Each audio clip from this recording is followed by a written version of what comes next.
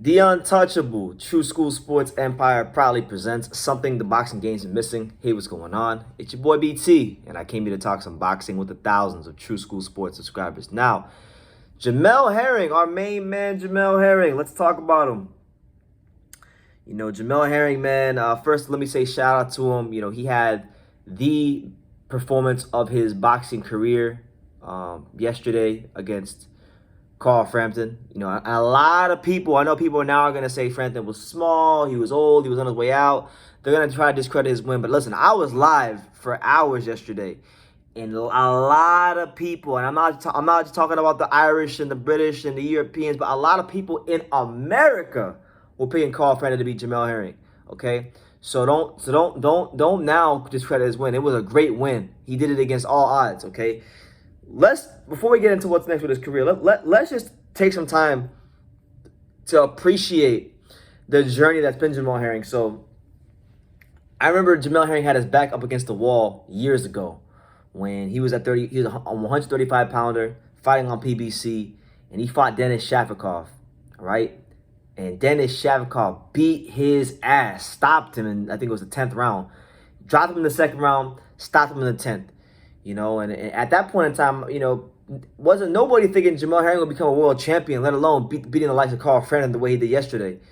But after that loss, he got with Brian McIntyre, hooked up with him, and they formed a good partnership. Won the title against Masahiro Ito, defended it against Lamont Roach, and then came the fight before this. Before Frampton, he fought the Puerto Rican Jonathan Oquendo, and that was a tough fight for him. I think he scored a knockdown in that fight early on.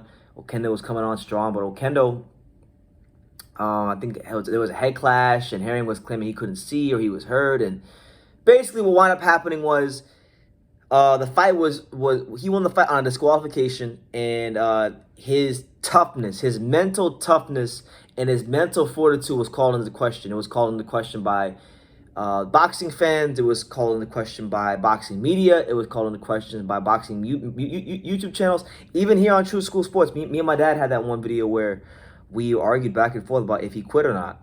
And my dad was adamant that he did. I didn't think he quit, but my dad was adamant that he did. So there was a lot riding on this fight going for Jamel Herring, and I just knew it. I knew it. I don't know what it was. But I just knew with Jamel Herring being a Marine, with everything he's gone through in his career, there was no way in hell he was going to fight Carl Frampton and be denied on Saturday. I just knew it. And he showed me right. He really showed me right, because from round 1 to round 6 when he stopped him, he showed exceptional control of distance. He uses his size advantage the way you should. Callum Smith, take notes. He used his size advantage in a great and major way. He did a great job changing the speed of his shots, touching him, shooting him from the outside, moving, turning him. He didn't allow Carl Frampton to get into any sort of rhythm of what Carl Frampton wanted to do. And he effectively retired Carl Frampton. So congrats to Carl Frampton on a great career, and thank you for all the memories. But this video is about Jamel Herring. This is Jamel Herring's day in the sun. So just overall, a world-class performance from him. Great game plan by Brian McIntyre and flawless execution by Jamel Herring. They both deserve all the credit in the world for what they did. So now that Herring has won, he's 35 years old, I believe. He's 35 years old. And truthfully speaking, there's an argument to be made that his boxing career is really starting now. That was his third defense of the WBBL title, and now he has legitimized himself as a top world champion in the weight class. Because even though he beat Masahiro Ito, and even though he beat Lamont Roach, those names aren't going to get people's attention. But Carl Frampton will get people's attention, because when we talk about Carl Frampton, faded or not, Carl Frampton's a guy that's got wins against Santa Cruz, Donaire, Kiko Martinez, been world champion, beat Scott Quigg as well. He's respected in this game. And if he would have won that fight, he would have been the first Irish fighter to become three-weight world champion. So there was a lot riding on Frampton in this fight as well. He had a lot of legacy to fight for himself. But this right now was the defining moment of Jamel Herring's career. So the question then is, what is next for Jamel Herring? Where does he go from here? How does his career progress? And he's got a decision to make, because within these next 30 days, he's gonna have to tell the WBO what he's going to do.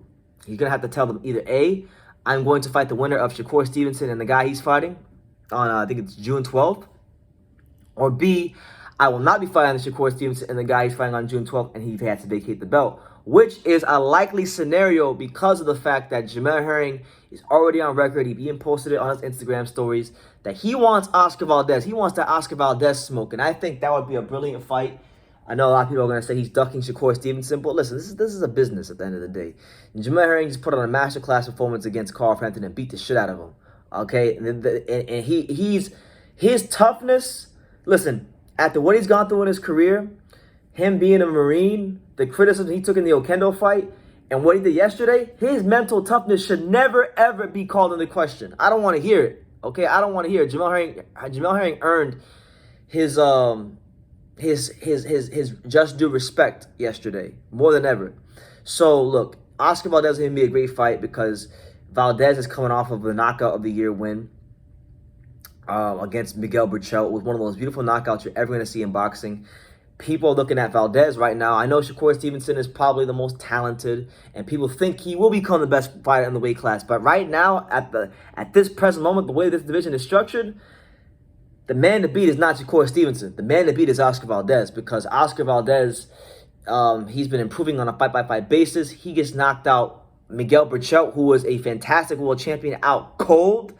He's got the Eddie Reynoso effect working in his favor. So it would be a lot of interesting factors going into that fight. You know, can Jamel Herring show consistency and repeat in a fight against Valdez? Does Jamel Herring, solidify himself for the time being with that fight as a top 130-pounder in the world? Can he avoid the big shots from Valdez? Can Valdez find the big shots that he had against Berchelt against Herring? You know, it would be I think that would be a very interesting but violent chess match. You know, Jamel Herring showed yesterday too that his body punching is very underrated. His sharpness is very underrated, and we can't take that for granted or underestimate it. So I love that fight. You know, it's the classic USA versus Mexico matchup that's produced so many great moments in boxing. I love that fight to happen. Shakur Stevenson, truthfully speaking, he's a great fighter. He's a great talent, great promising talent, and he will become. I'm sure he will beat a lot of these guys. But really, he's fighting fucking nobody. I'm sorry. I like Shakur Stevenson, but he's fighting nobody. He's fighting Toka Khan Clary, and he's fighting all these guys that nobody cares about. Pedro Guevara, and all these guys. Okay, so look, all respect to Shakur, but I like to see him step up in some levels. All right, so anybody who talks about Jamel Herring ducking Shakur Stevenson, I don't want to hear none of that shit right now. Jamel Herring just beat Carl Frampton in sensational fashion. He beat him in a worse fashion than I'm sure Shakur would, because if Shakur would have fought Carl Frampton yesterday, I can guarantee you he wouldn't have stopped him in 6 rounds. If Shakur Stevenson would have fought Frampton yesterday, he would have tip-tapped around the ring, and he would have, maybe got a decision or a late round stoppage, but it wouldn't have been like that. It wouldn't have been as masterful like that. That much I can tell you. That much I'm certain of. So don't come here in my comment section with him. Oh, he's gonna duck Shakur Stevenson. No. He's going to fight the guy that's gonna make him the most money and get him the most respect and credibility. And that's not Shakur Stevenson right now. That's Oscar Valdez.